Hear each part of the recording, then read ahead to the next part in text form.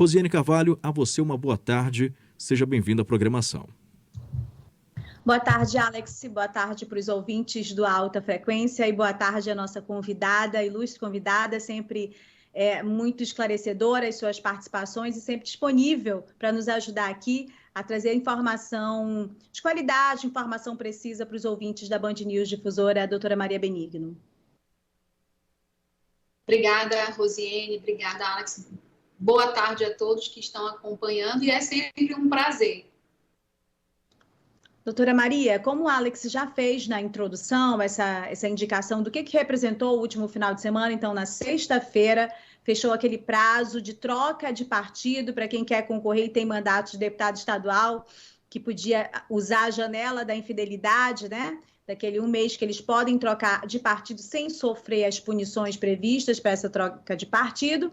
E aí, no sábado, finalizou aquele outro período, aquele outro prazo que prevê o limite máximo para que você esteja filiado a um partido e concorra à eleição. Quem não trocou de partido, quem não se filiou a nenhum partido, na eleição, com certeza vai ter os seus problemas no registro de candidatura. A gente quer entender quais são os próximos prazos importantes para que a gente não perca de vista, e também pré-candidatos, né? Tem pré-candidatos pelo estado todo. Que outros prazos são importantes para a gente estar atento no calendário eleitoral? Bora começar. Será que a gente pode começar pelo do título de eleitor e depois a federação? Esses são os próximos mais importantes? Sim, Rosiane, de fato, até mesmo para o eleitor que está acompanhando o programa e precisa ficar atento que o dia 4 de maio é o prazo limite para você requerer a sua inscrição como eleitor ou regularizar o seu título se por algum acaso você tenha deixado de votar em eleições anteriores. Então, 4 de maio é aquele prazo que você vai se lembrar, o TRE sempre fica com uma fila muito grande. Então, quem tiver a possibilidade de logo resolver o seu alistamento ou a regularização do seu título, não deixe para a última hora, porque é muito importante. Nós precisamos que todos compareçam nesse momento. O outro prazo, que você também já adiantou, realmente é o das federações partidárias. Ele foi estendido até 30 de maio, depois de uma decisão do STF, por conta exatamente da dificuldade, né, dos partidos políticos conseguirem acomodar diversos interesses em vários lugares. Essa federação ela é definida no âmbito nacional e ela vale para o estadual e para o municipal. Então, quando os partidos, nas suas cúpulas nacionais, decidem, eles precisam levar em consideração todos os interesses dos estados e dos municípios. E é bem difícil conseguir acomodar tudo isso. Agora, além desses prazos, Rosiane, tem os de desincompatibilização, que a gente viu que muitos secretários deixaram os seus cargos para ficar disponível para uma eventual disputa. Alguns nem sabem se vão ser, mas pelo menos já se afastaram para não ter problema com a sua elegibilidade. Esses prazos de desincompatibilização, eles podem ser de 3 meses, 4 meses e de 6 meses. Por isso que alguns já se afastaram.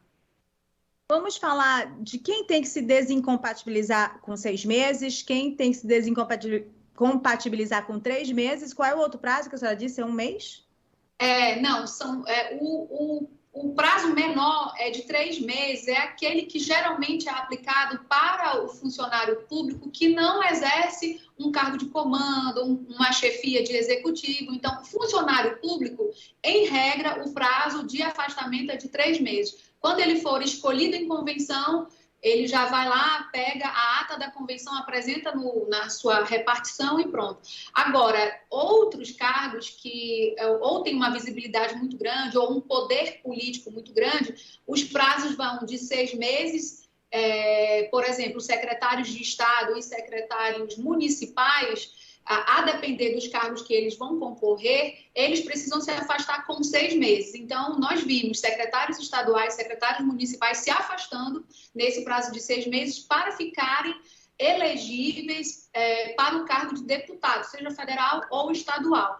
Tem o prazo de 4 meses também, que varia, né, para o cargo que vai concorrer, se for para governo, se for para Senado. Então, assim, a gente não pode nunca dizer que o prazo é definitivo. Precisa saber qual cargo que a pessoa ocupa e qual cargo que ela vai concorrer. Mas o certo é que varia de 6 meses a 3 meses.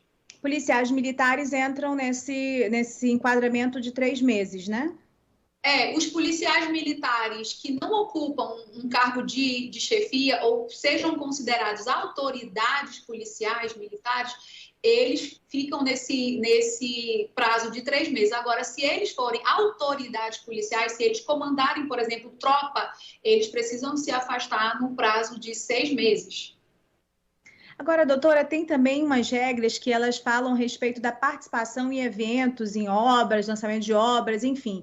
Eu queria entender um pouquinho dessa regra, porque hoje a gente viu um festival de aparecimentos, né, de secretários que tinham se afastado do cargo, mas que estavam presentes na agenda da Prefeitura de Manaus. Como é que isso funciona? É melhor evitar? É de melhor cautela evitar estar nesses eventos?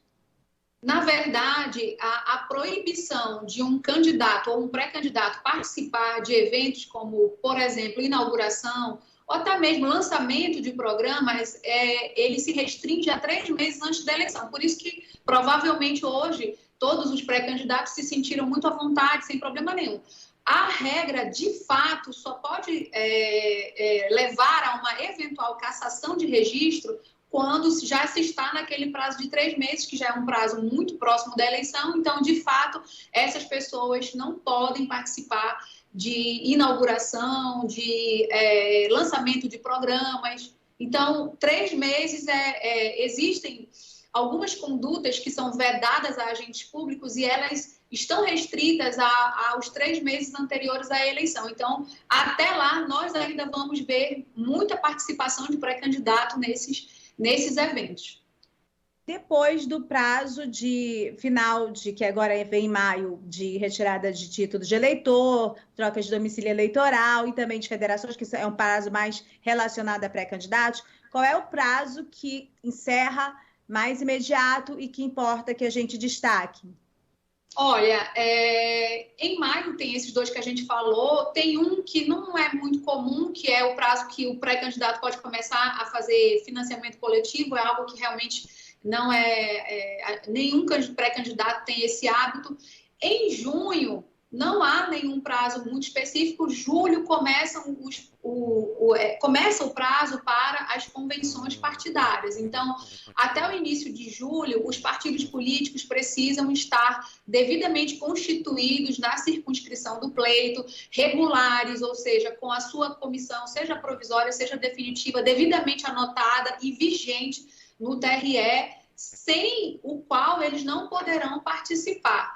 E aí, as convenções, elas se realizam de acordo com o estatuto de cada partido, né? Há regra para convocação dos filiados e para o quórum também para se decidir, mas a gente sabe que é uma formalidade muito mais para documentar o registro de candidatura do que efetivamente escolher os candidatos. A gente até já sabe, muitos partidos já anteciparam a nominata dos seus candidatos, então vai ser realmente um ato apenas pro forma a convenção. Costuma ser mais animado no campo da esquerda.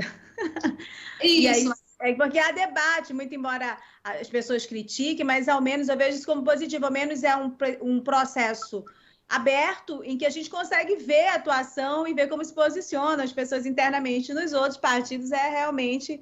Eu lembro de ato de convenção que a gente chegou e demorou 10 minutos só, assim, era só tudo pro forma mesmo. Só voltando um pouquinho aqui, a senhora falou do financiamento coletivo, tem até esse card nas suas redes sociais que a senhora traz aí como informação.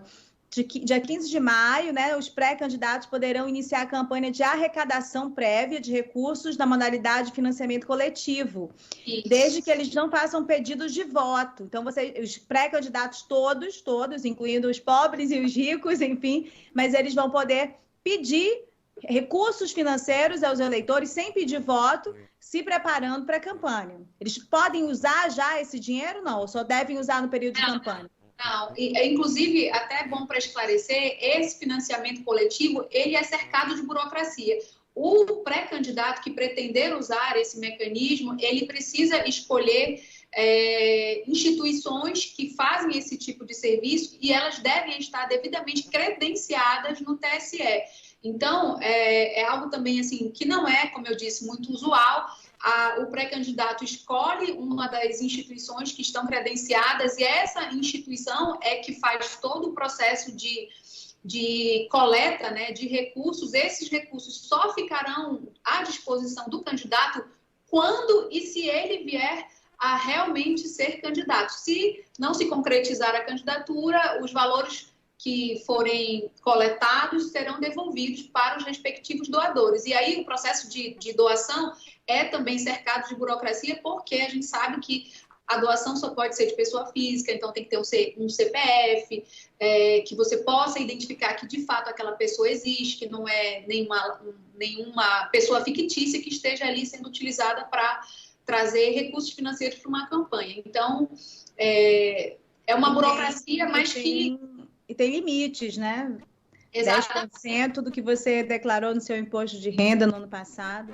Isso, o doador tem esse limite e o pré-candidato, a depender do cargo que ele vai concorrer, ele também tem um limite de arrecadação. Então, tudo isso, por isso é que precisa estar de acordo com as regras do TSE e tudo isso sendo realizado por uma empresa especificamente cadastrada para esse fim.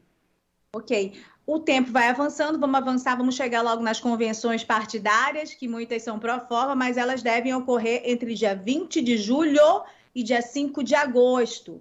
E aí, essas definições que podem ser com debate, pode ser pró forma, podem gerar confusão também, né? Muita informação, elas ocorrem com o objetivo de que esses partidos registrem até o dia 15 de agosto as candidaturas, né, de quem vai ser candidato para deputado estadual, para federal, para governo, para Senado.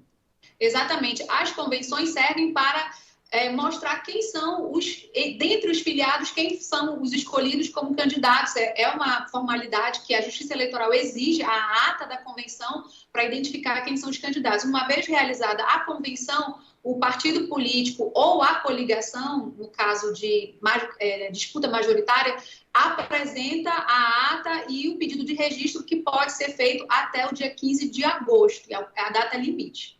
Ok, então dia 15 de agosto... Oi? Perdão, não. Pois o registro até o dia 15 de agosto, a partir da data do dia 16, é permitida a propaganda eleitoral, que é o prazo, né, mais aguardado aí na campanha eleitoral. Exatamente. Então, no dia seguinte ao registro, que vai ser dia 15, no dia 16 pode começar a campanha e ela começa igual, tanto no espaço da internet, quanto na TV, quanto nas ruas. E ela dura até quando? Até a véspera da eleição. Então, dia 1º. do dia 16 de agosto até o dia 1º de outubro é permitida a propaganda eleitoral. E no caso de internet, aquilo que foi publicado até o dia 1º pode ficar disponível na internet. Não pode haver uma nova publicação no dia 2, por exemplo. Ok, e aí seguindo todas as regras da propaganda eleitoral. Aí no dia 2 de outubro nós iremos votar em primeiro turno, eleição em primeiro turno. Se esta eleição para o executivo, que é o que geralmente acontece para governo do estado, para a presidência, for para o segundo turno, aí a campanha recomeça em que data, doutora Maria?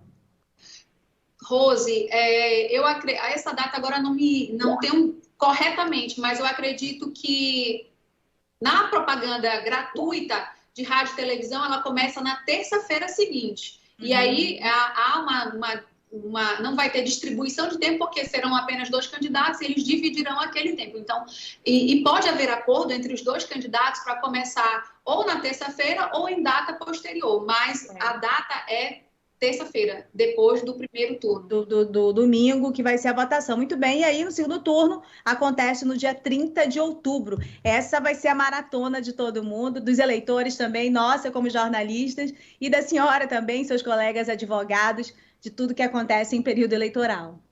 Verdade. E aí teremos o segundo turno, aí os próximos prazos são prestação de contas, que os eleitos, eles dependem de ter a sua prestação de contas julgadas para poder ter o ato de diplomação. E aí, com a diplomação, eles ficam aptos à posse, aqueles, né, que de fato conseguirem se eleger, seja para o executivo, seja para o legislativo.